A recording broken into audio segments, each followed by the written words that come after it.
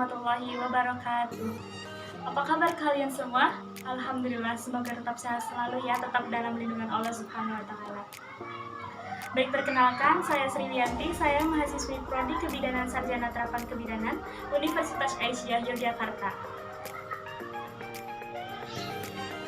Baik, kali ini saya akan mencoba membahas tentang 5 soal dan pembahasannya mengenai asuhan persalinan displasia bahu. Sebelum kita membahas 5 soal dan pembahasannya, alangkah baiknya kita membaca doa terlebih dahulu. Berdoa mulai.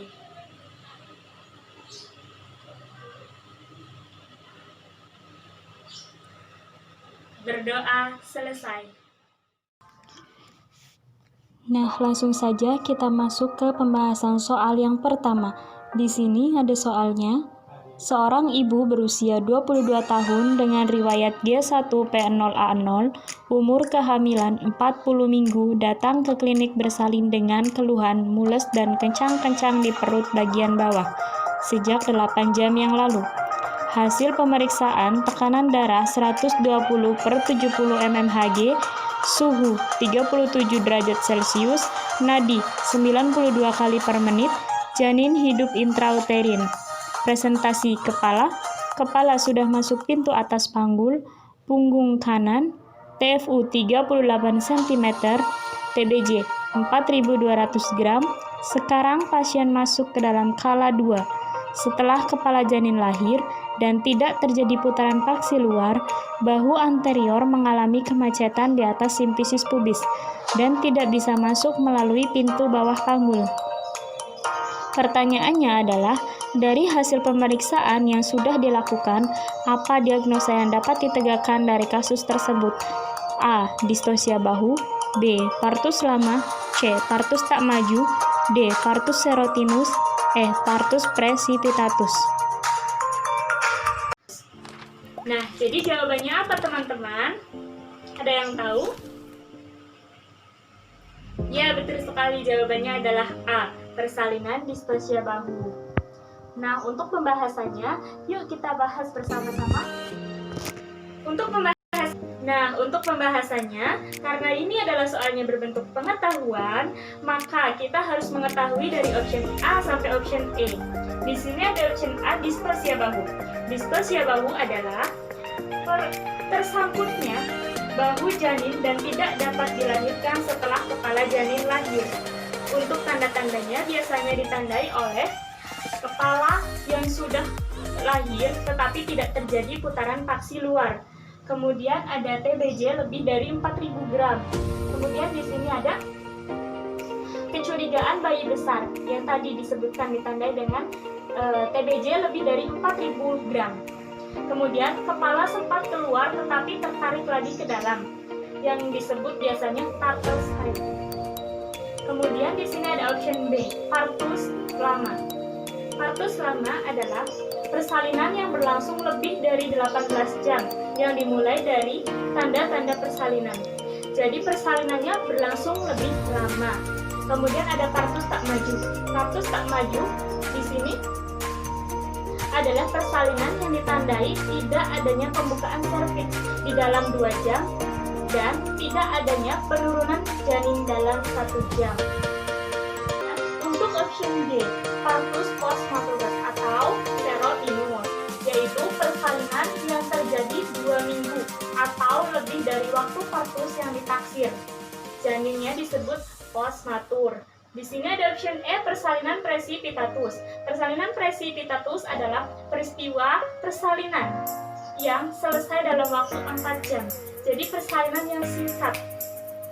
Nah, untuk melihat jawaban apa yang paling tepat, maka kita lihat dulu kunci dalam soalnya.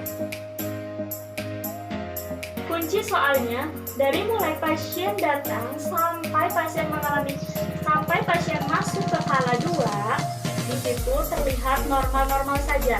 Akan tetapi, saat kepala janin lahir, di situ kepala janin lahir dan tidak terjadi putaran paksi luar. Itu tanda yang pertama.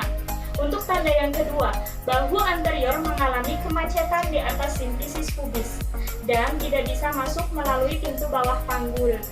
Kemudian di situ ada TBJ lebih lebih dari 4.000 gram, yaitu 4.200 gram. Jadi kita lihat manakah yang paling tepat untuk jawaban nomor pertama, yaitu dari option A sampai option E, yang paling tepat adalah A. Iya, benar sekali. Nah, selanjutnya kita bahas soal nomor 2 ya. Dengan soalnya, seorang ibu berusia 29 tahun G3P1A1, hamil 41 minggu, datang ke rumah sakit dengan keluhan riwayat DM dan sudah keluar lendir bercampur darah 1 jam yang lalu. Dari hasil pemeriksaan didapatkan tekanan darah 120/70 mmHg, suhu 37,9 derajat Celcius, nadi 90 kali per menit, janin hidup intrauterin, presentasi kepala sudah masuk pintu atas panggul, punggung kanan, TFU 39 cm, TBJ 4.300 gram, DJJ 170 kali per menit, saat ini sedang dalam proses persalinan kala 2. Setelah kepala janin lahir, tidak terjadi putaran paksi luar. Nah, pertanyaannya, faktor predisposisi dari janin yang dapat menyebabkan kasus di atas adalah A. Anencephalus, B. Hidrosephalus, C. Makrosomia, D. Panggul sempit, E. Prematur.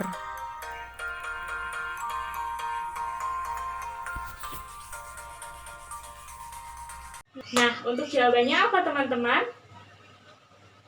Ya, benar sekali, jawabannya adalah C. Makrosomia. Untuk pembahasannya, yuk kita lihat dari option A sampai option E. Kenapa jawabannya bukan option A? Karena anencephalus adalah kondisi cacat lahir serius yang menyebabkan bayi terlahir tanpa sebagian otak dan tengkoraknya. Dari kunci soal tersebut tidak ada tanda-tanda untuk anencephalus. Untuk option B, hidrosephalus. Hidrosephalus adalah kondisi yang ditandai oleh ukuran kepala bayi yang membesar secara tidak normal. Jadi tanda-tanda hidrosephalus yaitu kepala bayi yang ukurannya lebih dari ukuran normal. Jadi option B tidak termasuk dari faktor predisposisi nomor 2. Kemudian option C, makrosomia. Makrosomia adalah berat badan bayi lahir lebih dari 4.000 gram yang menimbulkan kesulitan saat persalinan bahu atau terhentinya penurunan janin setelah kepala lahir. C adalah jawaban option yang paling tepat karena soal yang di atas menyebutkan TBJ lebih dari 4.300 gram.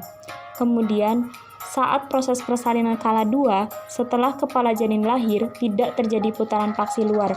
Karena ciri-ciri makrosomia adalah salah satunya tidak terjadi putaran paksi luar. Kemudian kita lihat option D, panggul sempit.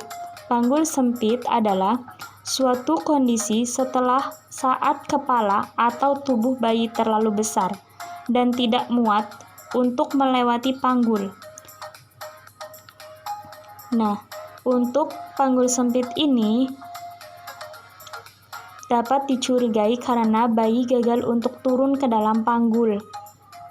Akan tetapi, tidak termasuk dalam tanda-tanda untuk soal tersebut. Kemudian untuk E, bayi prematur. Bayi prematur adalah bayi lahir hidup sebelum usia kehamilan ke-37 minggu, dihitung dari haid pertama dan haid terakhir. Jadi, option yang paling tepat untuk menjawab nomor 2 yaitu adalah bayi makrosomia. Nah, selanjutnya kita mulai bahas soal nomor 3.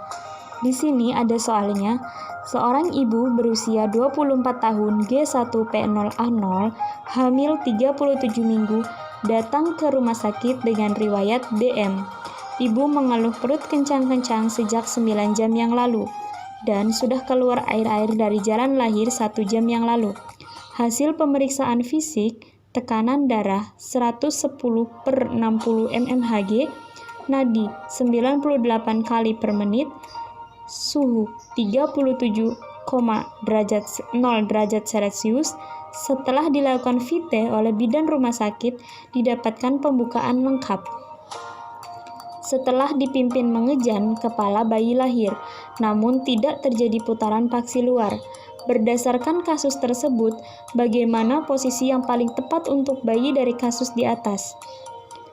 Nah, untuk soal yang ini, optionnya knicis, B. Lithotomy, C. Macrobed, D. Semivolar, E. Semi-sitting.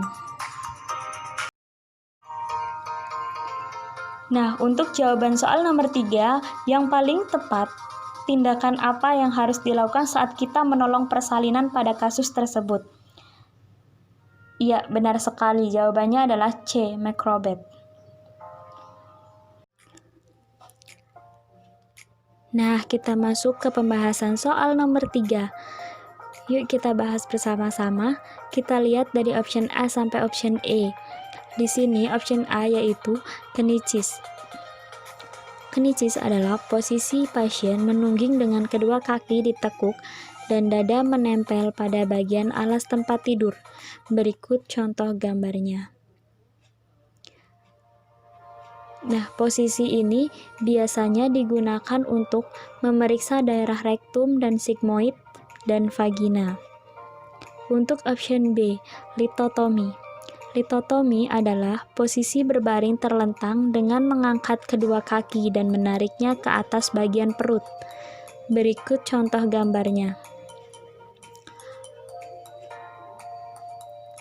Nah, posisi ini dilakukan untuk memeriksa genitalia pada proses persalinan dan memasang alat kontrasepsi.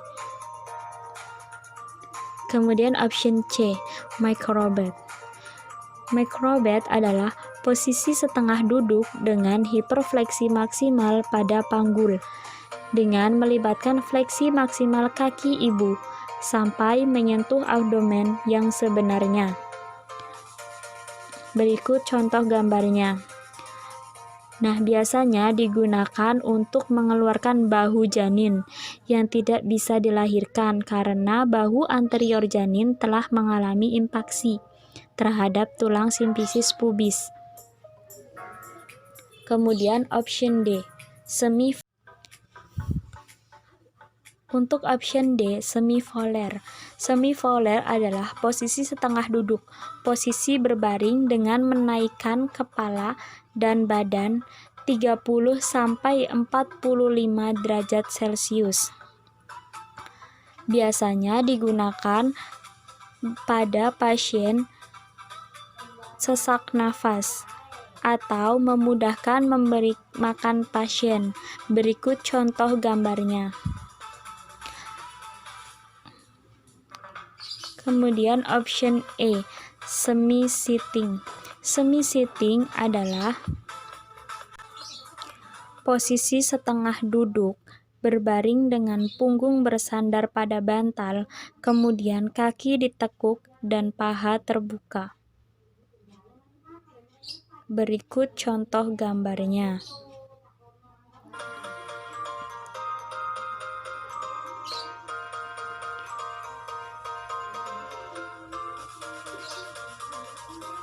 Nah, biasanya digunakan untuk persalinan normal karena membantu proses kelahiran dan mendapatkan bantuan dari gravitasi bumi.